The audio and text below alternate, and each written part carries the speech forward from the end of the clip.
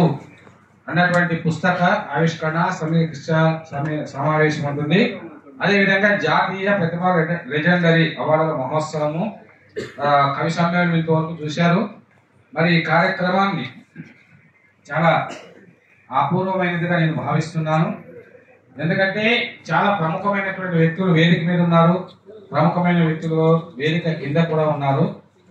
మరి గంగి గోవు పాలు గరిటెలైన చాలు కడవాడైననే కరము పాలు అన్నట్టుగా ఇక్కడ సెలెక్షన్ చేసినటువంటి వ్యక్తులు కానీ అవార్డులు ఇస్తున్నటువంటి మా రెండు సంస్థల ద్వారా ఇస్తున్నటువంటి వ్యక్తులు వివిధ రంగాలలో విశిష్ట సేవలు అందించినటువంటి మహానుభావులు.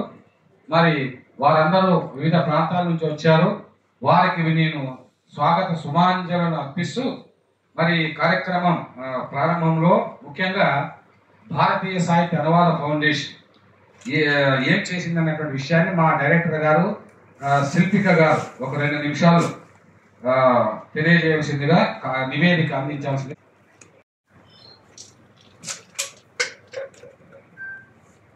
సభా సరస్వతికి నమస్కారం. సాహితీవేత్తలకు, సాహితీ అభిమానులకు, సాహితీ పోషకులకు, గౌరవనీయులైన వేదికను అలంకరించిన పెద్దలందరికీ కూడా నా సాదర స్వాగతం, సుస్వాగతం. ఏమండి, ఎవరిలో చలనం కనిపించడం లేదు? మీ అందరి కోసమే కదా నేను మాట్లాడుతున్నది. ఈరోజు ఇంత చక్కని కార్యక్రమానికి మనం ఇచ్చేసాము అంటే దానికి కారణం ఒక వ్యక్తి కాదు, సమున్నత శక్తి అని నేను అనుకుంటున్నాను. వారు భారతీయ సాహిత్య అనువాద ఫౌండేషన్ అభ్యుదయ ఇంటిగ్రేటెడ్ రూరల్ డెవలప్మెంట్ సొసైటీ సంయుక్త ఆధ్వర్యంలో డాక్టర్ మామిడాల శైలజ ఆవిడ రాసినటువంటి గతి తప్పిన ఋతువు పుస్తకావిష్కరణ కార్యక్రమం కోసం ఈ రోజు మనం అందరం ఇక్కడ కూడా కలుసుకున్నాము. ఇందులో చాలా ఉంది. ఆవిడ రాశారు అంటే ఆవిడ ఎంతగా మొదలుపడి ఉంటారు. అలాగే ఇంకా మా గురువు గారనే నేను చెప్తాను. ఎక్కడున్నా కూడా సాహిత్యంలో నాకు గురువు గారిగా నేను 10 సంవత్సరాల క్రితమే వారిని అనుకున్నాను. అలాగే ఇప్పటి వరకు కూడా వారితో ఇలా ట్రావెల్ అవుతూ వస్తున్నాను. వారు డాక్టర్ బిక్కీ కృష్ణ గారు, కళారత్న బిక్కీ కృష్ణ గారు. వారు పారిజాతం అనే పుస్తకాన్ని, అంటే ఇండియన్ లిటరేచర్ ట్రాన్స్లేషన్ ఫౌండేషన్ తరఫు నుంచి దాదాపుగా అనువాద సాహిత్యం కళా సేవా రంగాల మాస పత్రికలో దాదాపుగా 16 సంచికలను వారు విడుదల చేశారు. వారి చేతుల నుంచి ఎన్నో కవితలు, గజల్స్, రచనలు, అంతకు మించి రచయితలు. ఒక రచయిత ఉద్భవించాడు అంటే ఒక చోట ఆ క్రైమ్ అనేది తగ్గిపోతుంది అని చెప్పి వారు 10 సంవత్సరాల క్రితం నాతో ఒక మాట అన్నారు. నిజంగా నాకు అది చాలా మనసుకి ఎప్పటికీ హత్తుకునే ఉంటుంది. అంటే రచన అనేది మనిషిని మారుస్తుందని, ఆ రచనలు అనేవి సమాజానికి మార్గనిర్దేశనం చేస్తాయని, ఎంతో మంది అక్షరం రాని వాళ్ళని కూడా అక్షరాలుగా నేర్పించి వారితోటి కవితలు రాయించి వారిని కవులుగా ప్రసిద్ధం చేసినటువంటి గొప్ప వ్యక్తి బిక్కీ కృష్ణ గారు. నా దృష్టిలో ఇలాంటి వ్యక్తులు సమాజానికి చాలా అవసరం కూడా. ఈ రోజుల్లో చాలా మంది ఎవరికి వారు మాత్రమే పైకి రావాలి, బాగా పాపులర్ అవ్వాలి, అంతకు మించి మాకే అన్ని రావాలి అనుకుంటారు. కానీ వారు అలా అనుకోవట్లేదు. సమాజంలో కవులు అనేవాళ్ళు ఖచ్చితంగా బాగా అభివృద్ధి రావాలి. ప్రతి ఇంటి నుంచి కూడా ఒక కవి ఉద్భవించాలి. ఈ సమాజంలో క్రైమ్ అనేది తగ్గిపోవాలి అనే దాదాపుగా 10,000కు పైగా కార్యక్రమాలు నిర్వహించి కవిత్వం సంబంధించినటువంటి ఎన్నో కార్యక్రమాలు 10,000కు పైగా వారు నిర్వహించారు. అలాంటి కార్యక్రమాలు నిర్వహించడం అనేది దాదాపుగా ఇప్పటి వరకు భారతదేశం చరిత్రలోనే ఆయన మొట్టమొదటిగా స్వీకరించి చేసినటువంటి కార్యక్రమాలు అవన్నీ. 10,000 అంటే మా సామాన్యమైన విషయం కాదు. అంటే 10,000లో ఎన్ని లక్షల మంది కవులు ఉద్భవించి ఉంటారు. అలాగే దాదాపుగా 6,000కు పైగా సభా కార్యక్రమాలు నిర్వహించారు. ప్రతి వారము, ప్రతి నెల దాదాపుగా 60 ఏళ్లకు పైగా వయసు ఉన్నా కూడా ఇంకా కూడా వారు సమాజానికి, ఇంకా కవులను బయట ప్రపంచానికి మరింతగా సమాజ సేవకు, అంటే ఒక్కొక్కరు ఒక్కొక్కలా సమాజ సేవ చేస్తూ ఉంటారు. కానీ వీరు కవులని, కళలని వారిని, అంటే ఆయన ఒక చేత్తో కలంతోటి ఫలం పండిస్తున్నారు. అలా ఆయన ఏ విధంగా అయితే ఉంటారో అందరి చేత కూడా ఆ కళాలని హలాలుగా మార్చి కవులందరినీ కూడా తయారు చేస్తున్నటువంటి ఒక శ్రామికుడు. నా దృష్టిలో ఆయన చాలా గొప్ప వ్యక్తి. ఈ రోజు నిజంగా నేను అనుకోలేదు. మా గురువుగారు ఫోన్ చేసి నువ్వు రావాలి అని చెప్పేంత వరకు కూడా నాకు పేరు ఉంది, సన్మానం ఉంది అనేది కూడా నాకు తెలియదు. కానీ నిన్న ఫోన్ చేసి చెప్తే నేను షాక్ అయ్యా. ఏంటి గురువు గారు మీరు చెప్తున్నారంటే, శిష్యులు మర్చిపోవచ్చేమో గురువు మర్చిపోరు అని చెప్పి ఒక్క మాట అన్నారు. నిజంగా ఎంత గొప్ప ఆలోచన. అసలు నాకు ఆయన కవిత్వం సంబంధించే కాదు, ఏ విషయంలో కూడా నేను ఏది మర్చిపోను. అలాంటిది ఈ రోజు ఇలా ఒక్కొక్కరిని గుర్తు పెట్టుకుని ప్రతి ఒక్కరిని కూడా సభావేదికి తీసుకురావడం అనేది అంత చాలా చిన్న విషయం కాదు. దాదాపుగా నాకు 2 అమ్మలు ఈ వేదిక మీద, దాదాపు అక్కడ శంకరం వేదిక స్థాపించినటువంటి ధనలక్ష్మి అమ్మగారిని, అట్లాగే గిడుగు రామూర్తి ఫౌండేషన్ సభ్యురాలైన కాంతికృష్ణ అమ్మగారు నిజంగా నాకు 10 సంవత్సరాలుగా హైదరాబాద్ లో 2 అమ్మల్ని ఇచ్చారు ఆయన. అంత గొప్ప విషయం. ఎందుకంటే ఇచ్చినది ఎప్పుడూ కూడా గుర్తు పెట్టుకోవాలి. తీసుకున్నది మనం మర్చిపోవచ్చేమో, ఇచ్చింది మాత్రం మనం గుర్తు పెట్టుకోవాలి. నా దృష్టిలో ఇక్కడ వేదికను అలంకరించినటువంటి జడ్జి గారు 10 సంవత్సరాలకు పైగా వారు ఎన్ని సేవా కార్యక్రమాలకు వస్తుంటారో, ఎన్ని సాహిత్య సభలకు వస్తుంటారో అవిశ్రాంతంగా వారు చేస్తూనే ఉన్నారు. జడ్జిగా వారు రిటైర్ అయ్యారంటున్నారు, కానీ ఇంకా జడ్జిగానే వారు ఉన్నారని నాకు అనిపిస్తూ ఉంది. రాములు గారిని నేను 10 సంవత్సరాల క్రితం ఇంటర్వ్యూస్ చేసినప్పుడు ఎంత యంగ్గా ఎనర్జెటిక్ గా ఉన్నారు, ఇప్పటికీ అలాగే ఉన్నారు. వారు చాలా సంతోషం అనిపిస్తుందండి. పెద్దవారిని అందరినీ కూడా తలపండిన నవ యువకుల్ని ఇక్కడ చూస్తున్నందుకు నాకు చాలా సంతోషం అనిపిస్తుంది. అలాగే జల్ది గారు, వారు అసలు ఎప్పుడూ కూడా వారు ఒక ఆఫీసర్ అనే ఆలోచన ఎక్కడా కనిపించదు. ఒక సాహితీవేత్త గాను, అలాగే సాహిత్య పోషకులు గానీ కనిపిస్తూ ఉంటారు. ఎన్ని పుస్తకాలు రాస్తుంటారు, వారి గ్రూప్ లో ఎంత మంది కవితలు రాస్తూ ఉంటారు, వాళ్ళందరికీ సర్టిఫికెట్లు ఇస్తుంటారు. ఆ గ్రూప్ లు చూస్తున్నప్పుడే అర్థం అవుతూ ఉంటుంది.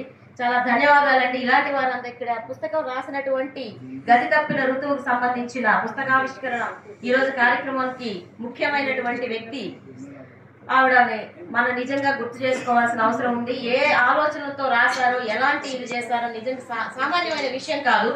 ఇలా రాయాలి అంటే ఒక డాక్టర్ గా అయ్యుండి ఆవిడ ఇలా రాయటం అనేది అంత చిన్న విషయం కాదు. వారికి సమయం అనేది చాలా తక్కువగా ఉంటుంది.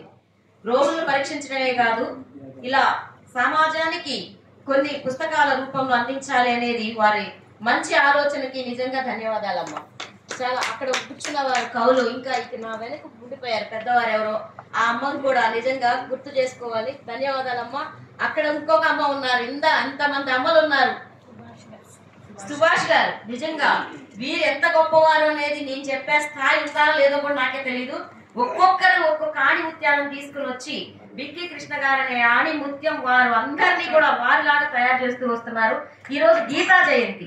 అంటే గీతా జయంతిని కృష్ణుడు అందరికీ కూడా ప్రపంచానికి గీతను అందించి అర్జునుడికి ఒక్కడికే ఇచ్చారని అనుకుంటారు, కానీ ప్రపంచానికి ఆయన గీతా బోధన చేశారు. అలాగే బిక్కి కృష్ణ గారు మనందరికీ కూడా కృష్ణ తత్వాన్ని అనుకోవచ్చు, లేకపోతే గీతలాగా అందరి చేత కవితలు రాయిస్తూ ముందుకు సాగుతూ ఉన్న వారి జీవితాన్ని అంకితం చేశారు. ఈ సాహిత్య సేవకి, సాహిత్య అభివృద్ధికి, కవుల అభివృద్ధికి ఎంతో కృషి చేస్తూ దాదాపుగా ఆంధ్రప్రదేశ్ ప్రభుత్వ రాష్ట్రం నుంచి ముఖ్యమంత్రి గారి చేతుల మీదుగా కూడా వారు అవార్డులు అందుకున్నారు. అంత చిన్న విషయం కాదు. సాహిత్యంలో ఆ స్థాయికి వెళ్ళడం ఒక ఎత్తు అయితే, అందరినీ తనతో పాటు నడిపించి తను ముందుకు ఉండి వాళ్ళందరినీ తీసుకుని వెళ్ళడం ఇంకా గొప్ప విషయం. ఇలాంటి వ్యక్తులని గురువుగా భావించడం నిజంగా నా అదృష్టంగా నేను భావిస్తున్నాను. ఇలాంటి మంచి అవకాశం ఇచ్చారు. వీరి చేతుల నుంచి ఇంకా కూడా కొన్ని పుస్తకాలు ఆవిష్కరణ కావాలని కోరుకుంటూ, అలాగే చివరిలో నేను ఒక చిన్న కవిత చెప్పాలనుకున్నా మీ అందరి అనుమతితోటి. 4 లైన్లు ఉంటుంది, అవకాశం ఇస్తే. అంటే నన్ను కూడా రాయించారు కదా, అందుకని చెప్పి అంటే చిన్న ఆలోచన నుంచి. చందమామతో చెలిమి చల్లగాలిలో చిలిపి, చిరాకులే మరచి చెకోరిలా విహరించి, చిరునవ్వులు చిందించి చెక్కిళ్ళు ఎరుపెక్కించి, చారిడి కన్నులు మెరిసి చంచల మదిని మదించి, చతుర్విధముల శోధించి చైతన్యమై సాధించి చరిత్రలో నిలిచి. ఇది ఇంత చిన్న కవితని మీ అందరికీ సమక్షంలో చదివే అవకాశం వచ్చినందుకు ధన్యవాదాలు. శిష్యులు చాలా తక్కువ, అతిగా కాలంలోనే అమ్మాయి. ఎందుకంటే నేను మీడియా రంగం వ్యక్తిని కాబట్టి టీవీలో నేను డైరెక్టర్గా ఉన్నప్పుడు ఆ అమ్మాయి చూసి అప్పుడు చాలా మంచి యాక్టివ్. అప్పటి నుంచి ఇప్పటి వరకు చాలా ఛానల్స్లో పనిచేసింది, చాలా సోషల్ సర్వీస్ మోటో ఉన్నటువంటి అమ్మాయి. అందుకే మా సంస్థకు డైరెక్టర్గా కూడా పెట్టాము. చాలా చక్కగా, ఎందుకంటే యాంకర్ అనిపించుకున్నావు. సంక్షిప్త సుందర సందేశం ఇచ్చిన శిల్పికకు నేను మీ కరతల మధ్య అభినందనలు తెలియజేస్తూ ఇప్పుడు ఈ కార్యక్రమం చాలా అందంగా, అద్వితీయంగా, అద్భుతంగా నిర్వహించబోతున్నాము. మొట్టమొదట మామిడాల శైలజ గారు, ఆమె గురించి 2 మాటలు చెప్పాలి. మామిడాల శైలజ మామిడికాయ ఎంత తీయగా ఉంటుందో ఇది ముందు ఎవరో అన్నారు, అలాగా ఒక మామిడి పండు తీయదనము ఆమె హృదయంలో ఉన్నటువంటి కవిత్వం, అద్భుతమైనటువంటి కవిత్వం రాస్తున్నటువంటి కవయిత్రి. అంతరిక్షణం అనే ఒక కవితా సంపుటి అంతర్లేదు. తర్వాత ఇప్పుడు భారతదేశంలో కాదు కదా, ప్రపంచంలో కొత్త కాన్సెప్ట్తో, ఆ కాన్సెప్ట్ ఏమనేది మిగిలినటువంటి వాళ్ళ సమీక్షకులు చెప్తారు. కాన్సెప్ట్తో గతి తప్పిన ఋతువు, ఆ పేర్లోనే ఎంతో అద్భుతం ఉంది. గతి తప్పిన ఋతువు అనే మహోద్భుతమైనటువంటి ఒక నవల రాసినటువంటి విదుషీమణి మాండాల శైలజ గారు. ఒక్కసారి మీరు అటువంటి ఒక కవయిత్రి, అద్భుతమైన కవయిత్రి, చాలా సింపుల్ గా ఉంటారు కానీ ఆమె అంతరంగం ఎప్పుడో రగులుతూ ఉంటుంది. ఆ యొక్క నవలను మేము హిందీ, ఇంగ్లీష్ భాషల్లో కూడా భారతీయ సాహిత్య అనువాద ఫౌండేషన్ ద్వారా అనువాదం చేయించాము. ఆ నవల పైన ఇవాళ వేదిక మీద ఉన్నటువంటి చాలా ప్రముఖులు ప్రసంగించడం జరుగుతుంది. ఆ నవలను మొట్టమొదట, ఇదే ఒక గొప్ప నవల, ఆ నవలను మరి ఆవిష్కరించవలసిందిగా మీకందరికీ నేను గురువు అయితే, నాకు గురువు జస్టిస్ చంద్రకుమార్ గారు. చంద్రకుమార్ గారి గురించి నా గురించి చెప్పొద్దంటే కానీ వేదిక మీద, కానీ ఒక మాట అయినా నేను చెప్పుకోకపోతే అది కృతజ్ఞత లేని వ్యక్తిగా మిగిలిపోతాను. ఈ రోజు నేను ఇక్కడ నిలబడి ఉన్నానంటే 2 రాష్ట్రాల్లో కొన్ని లక్షలాది మందికి, ఇంటి ముందే శిల్పిగా చెప్పింది కదా, వేలాది సభలు, వేలాది లక్షలాది మందికి నేను ఈ రోజు జ్ఞానదానం చేస్తున్నాను అంటే అందుకు ప్రధాన కారకులు, ప్రేరకులు సాక్షాత్ షిరిడి సాయిబాబా స్వరూపులుగా నేను భావిస్తున్నటువంటి మా గురువు గారు జస్టిస్ చంద్రకుమార్ గారు. ఆయనే లేకపోతే నేను ఈ స్థాయిలో, ఇక్కడ ఈ స్థానంలో నిలబడేవాడు కాదన్నటువంటి. ఎందుకంటే నేను ఎక్కడో అనంతపురం జిల్లాలో మారుమూల గ్రామంలో పుట్టి, మరి కరవ జిల్లాలో పుట్టి అక్కడి నుంచి ఇక్కడి వరకు వచ్చానంటే అనంతపురంలోనే నాకు గురువు దొరికాడు. ఆయన అక్కడ సత్సంగాలు చేస్తూ అక్కడ జడ్జిగా ఉన్నప్పుడు, లేబర్ కోర్ట్ జడ్జిగా, నేను ఆయన సత్సంగాలకు వెళ్ళి మొత్తం నా యాటిట్యూడే మారిపోయి ఈ స్థాయి వరకు వచ్చాను. ఇప్పటి వరకు కూడా హైదరాబాద్కి వచ్చిన తర్వాత ఆయన హైకోర్టు జడ్జిగా ఉన్నప్పుడు కూడా నేను అనేక కార్యక్రమాలు చేస్తే ఆ కార్యక్రమాలకు వచ్చి ఆశీర్వదించినటువంటి మహోన్నత మానవతామూర్తి మా గురువు గారు జస్టిస్ చంద్రకుమార్ గారు. ఈ రోజు కూడా తప్పించుకోవాలని చూశారు కానీ గురు శిష్యుని యొక్క ప్రేమకు మరి గురువు రావాల్సిందే కదా, కాబట్టి లేదు సార్ రావాల్సింది తప్పకుండా అంటే వచ్చారు. కృతజ్ఞతలు తెలియజేస్తూ ఇప్పుడు ఆయన చేతుల మీదుగా పవిత్రమైనటువంటి ఒక హైకోర్టు న్యాయమూర్తి, మహా రచయిత, మహానాయకుడు అయినటువంటి మా గురువు జస్టిస్ చంద్రకుమార్ గారి చేతుల మీదుగా గతి తప్పిన ఋతువును ఆవిష్కరించవలసిందిగా కోరుతున్నాను.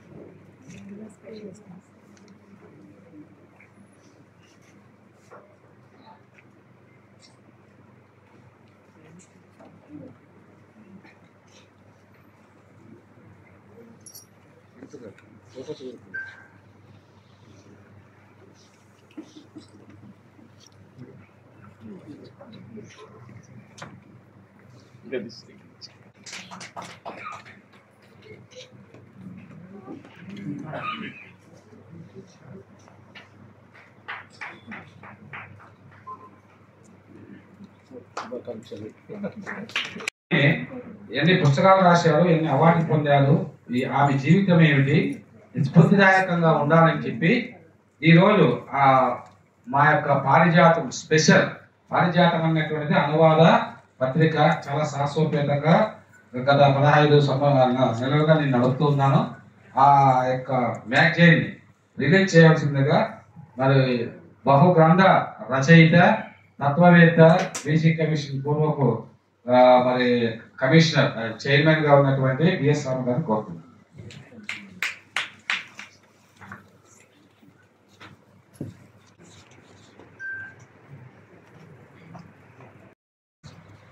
ఈ రోజు భారతీయ సాహిత్య అనువాద ఫౌండేషన్ ఆధ్వర్యంలో కళారత్న శ్రీ బికి కృష్ణ గారి అధ్యక్షన జరుగుతున్న ఈ మహోత్సవానికి ముఖ్య అతిథులుగా హాజరైనటువంటి మహామహులందరికీ కూడా నేను పాదాభివందనాలు అర్పించుకుంటున్నాను.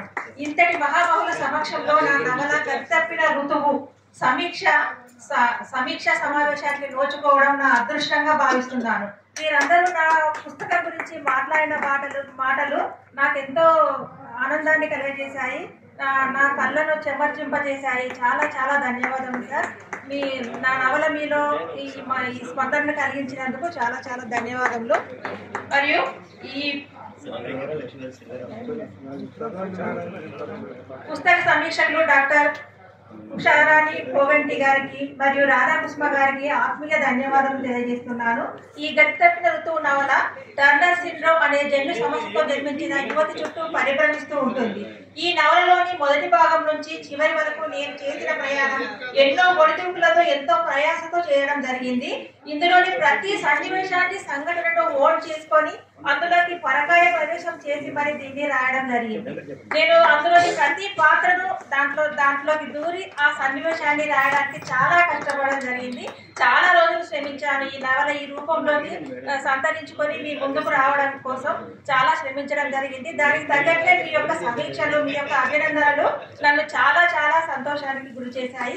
థ్యాంక్ యూ అండి. Thank you so much. మీ యొక్క అభిమానాన్ని, ఆప్యాయతను అందుకున్నందుకు, మీ ఆశీస్సులను పొందినందుకు ప్రతి ఒక్కరికి నా హృదయపూర్వక ధన్యవాదాలు తెలియజేస్తున్నాను. Thank you so much.